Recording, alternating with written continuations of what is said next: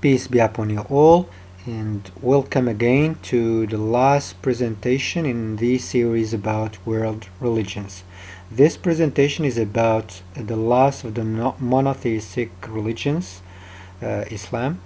Let me repeat what I said previously, that these presentations are meant only as mere introductions of very basic facts about the three monotheistic religions, and in this sense they are necessarily reductive and they do not reflect the reality and the spirit of these religions. Some basic facts with which you are very familiar. Islam appeared about 1400 years ago in the Arabic Peninsula, that is in modern day Arabia. Islam is a monotheistic religion. Muslims believe in one and only one and unique God. They believe that God created this universe and takes care of it and sustains it.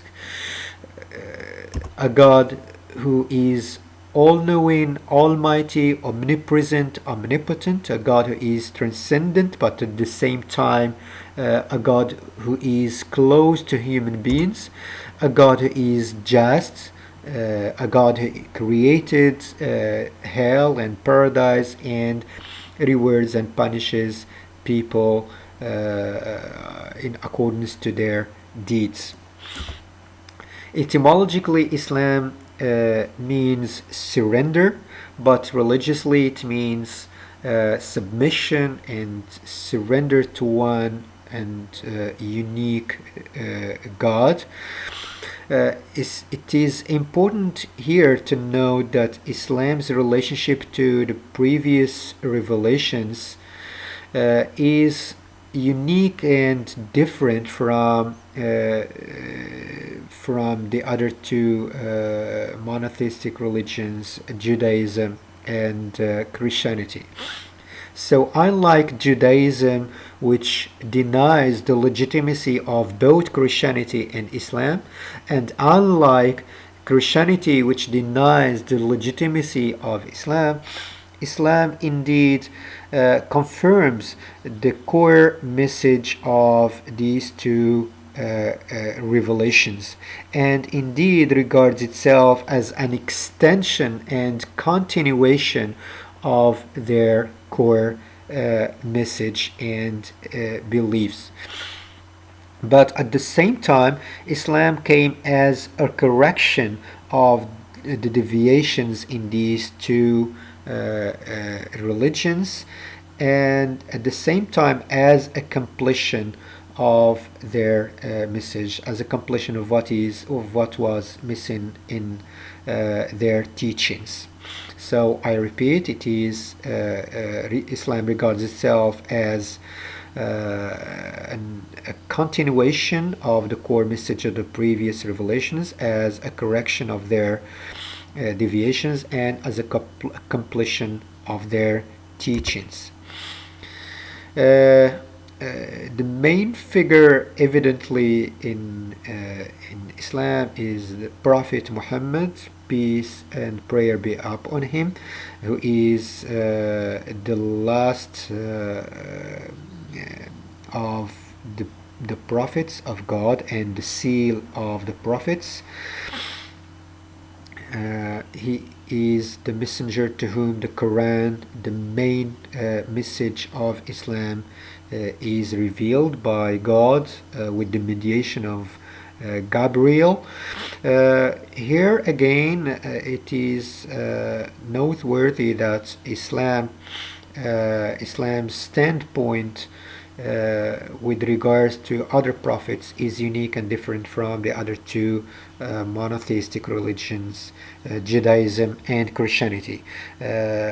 Islam acknowledges all the prophets of God, but stresses that the Prophet Muhammad, peace be and prayer be upon him, is the seal of the prophets. So when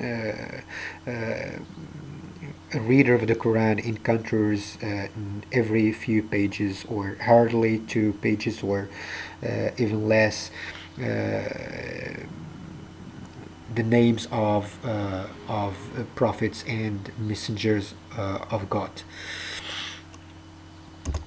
Islam is the second largest religion after Christianity, and it is a missionary religion. That is a religion which invites people to abide, to adhere to its teachings and to its message.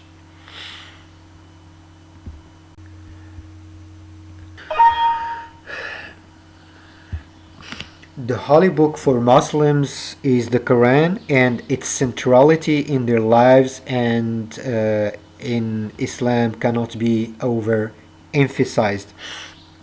The Quran was revealed by God to his messenger, Muhammad, peace and prayer be upon him, by the mediation of the archangel Gabriel over 23 years. The first instance of the revelation took place when Muhammad, peace and prayer be on him, was 40 years old in the cave of Hira. The Quran is composed of 114 chapters and more than 6,000 verses. It is again a unique book, okay, and different from many books in other religions. This is so because it is not only a book which is meant to be recited, but also a book which is meant to be read, heard, memorized, even written.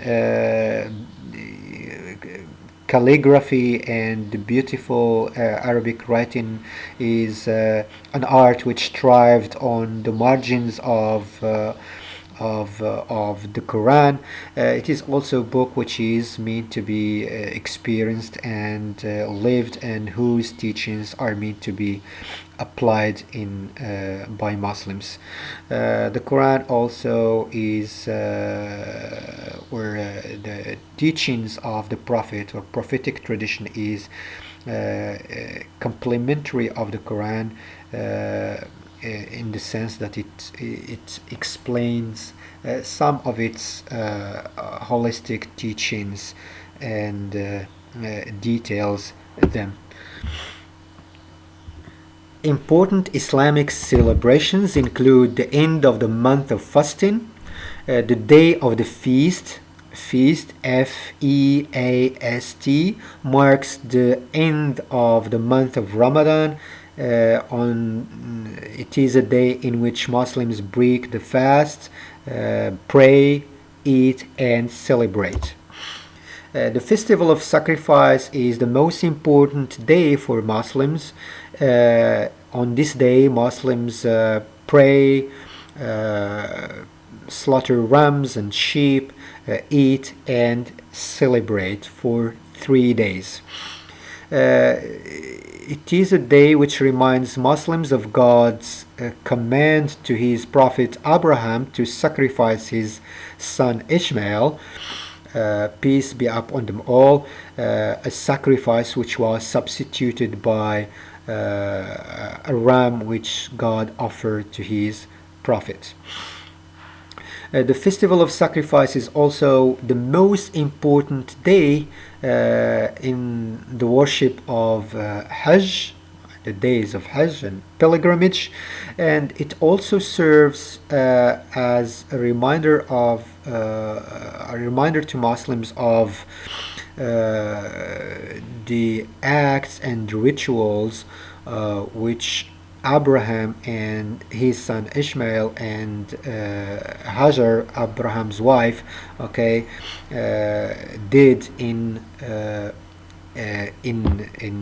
Mecca, okay, about 4 years ago, including the construction of Kaaba, the digging of the water of Zamzam, and several other rituals and acts of worship. The Islamic New Year takes place on the 1st of Muharram, is another celebration, and it also serves as a reminder of the event of the immigration of the Prophet from Mecca to Medina, where he established the first Muslim community. Ashura takes place on the 10th of Muharram, the first month on the Islamic calendar. This is also a reminder of the day on which Moses, peace be upon him, secured victory over his enemy Pharaoh, who persecuted and enslaved the children of Israel for many decades. The day of Arafat, or that's another day which precedes the festival of sacrifice, the day of sacrifice, and is one of the important days of Hajj on this day. And also on the day of Ashura, I forgot to mention that on those 2 days Muslims are recommended to fast, remember God, pray, and offer their supplications. What is Islam? It is useful, I think, to conceive of Islam as an edifice which is composed of 3 levels. The first level is Iman, or faith or belief, which includes the 6 articles of faith: a belief in God, a belief in His angels, in His books, in His prophets, and in the destiny, be it good or bad. Faith, or these articles of faith, are or serve as a foundation which underpin all of the edifice of the Islamic religion. The second level is Islam, and it's a practical demonstration of Iman, and it is comprised of the external acts of worship. The 5 pillars, among them the 5 pillars of Islam, are well known. Let's cite them again. The first is to believe or to bear witness that there is no God but Allah, and Muhammad, peace be upon him, is his messenger. The second is to pray 5 times a day. The third, to give alms to the poor. The fourth, to fast Ramadan. And the last one is to go on pilgrimage if it is possible and if one could afford to do so.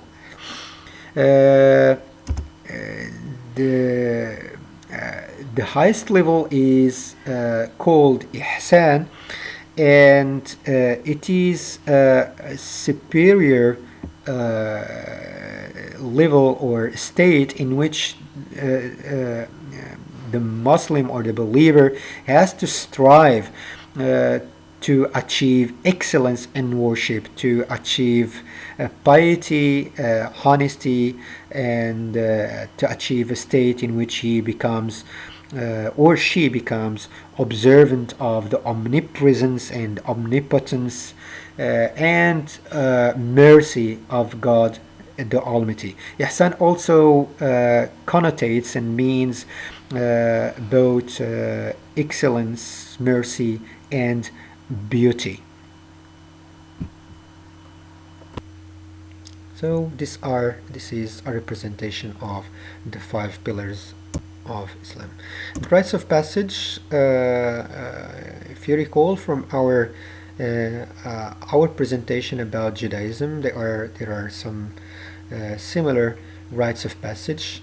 I remind you again that rites of passage, or Rites of Passage, can be defined as those moments in one's life which mark the transition from one stage to the other. Childbirth is